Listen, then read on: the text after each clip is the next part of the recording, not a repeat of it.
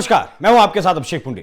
उत्तराखंड की सरकार के द्वारा माताओं, बहनों और बेटियों के लिए एक ऐतिहासिक कदम उठाया गया है। मुख्यमंत्री पुष्कर सिंह धामी की सरकार ने एकल महिलाओं को आर्थिक रूप से मजबूत और आत्मनिर्भर बनाने की शुरुआत कर दी है। मुख्यमंत्री एकल महिला स्वरोजगार योजना के साथ प्रदेश में इस योजना को 10 फरवरी 2026 को शुरू किया जाएगा।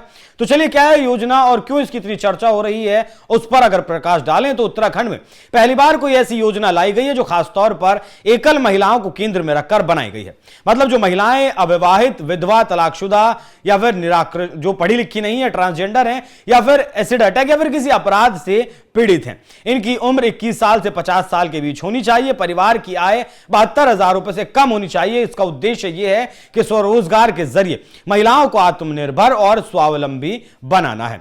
इसमें आपको लाभ भी मिलेगा और सब्सिडी भी दी जाएगी। मान लिया कोई महिला किसी प्रोजेक्ट को शुरू करती है और उसकी अधिकतम जो कीमत है वो 2 लाख रुपए है। इस 2 लाख रुपए का 75% हिस्सा यानी कि 1.5 लाख रुपए सरकार सब्सिडी के तौर पर देगी। बाकी जो लाभार्थी है उसे सिर्फ 25% ही इसमें लगाना पड़ेगा।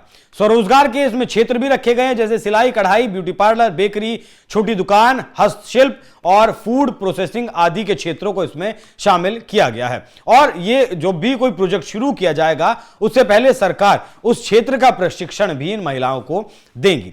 शुरुआत में 2000 महिलाओं को लाभान्वित करने का लक्ष्य रखा गया है। अब तक अलग अलग जिलों से 484 महिलाओं का चयन भी किया जा चुका है। जिलेवार आंकड़ों की अगर बात करें जो सरकार ने दिए हैं, देहरादून से 191, उधमसिंह नगर से 87, नैनीताल से 75, पौड़ी गढ़वाल से 66, बागेश्वर से 42 और टिहरी गढ़वाल से 23 महिलाओं का चयन किया गया है। 10 फरवरी को जब इस योजना का शुभारंभ किया जाएगा तब हर जिले से 5-5 महिलाओं को बुलाकर योजना की शुरुआत भी की जाएगी। महिला सशक्तिकरण एवं बाल विकास मंत्री रेखा आर्या ने इस बारे में कहा कि यह पहली योजना है जो एकल महिलाओं को केंद्र में रखकर बनाई गई है। इससे महिलाएं आत्मनिर्भर और स्वावलंबी बनेंगी। विभागीय निदेशक ने बताया कि जिला स्तर पर आवेदनों के आधार पर चयन किया जा रहा है। यह योजना महिलाओं के जीवन में बड़ा बदलाव लेकर आएगी।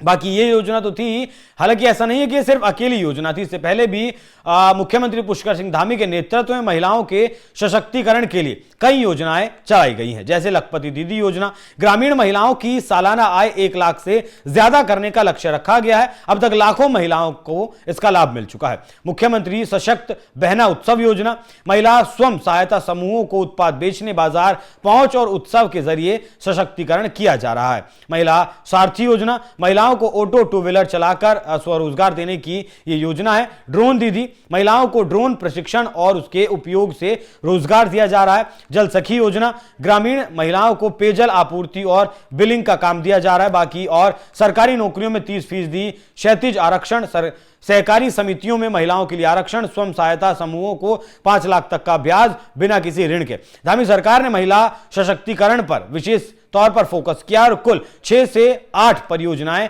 महिलाओं के लिए शुरू की गई हैं जो महिलाओं को मजबूत और आत्मनिर्भर बना रही है। और क्योंकि ऐसा इसलिए हो पा रहा है क्योंकि सरकार इनके साथ मिलकर काम कर रही है। तो इन योजनाओं पर और जो योजना अब शुरू की गई है इस पर आपकी क्या राय है, कमेंट बॉक्स में जरूर बताइएगा। नमस्कार।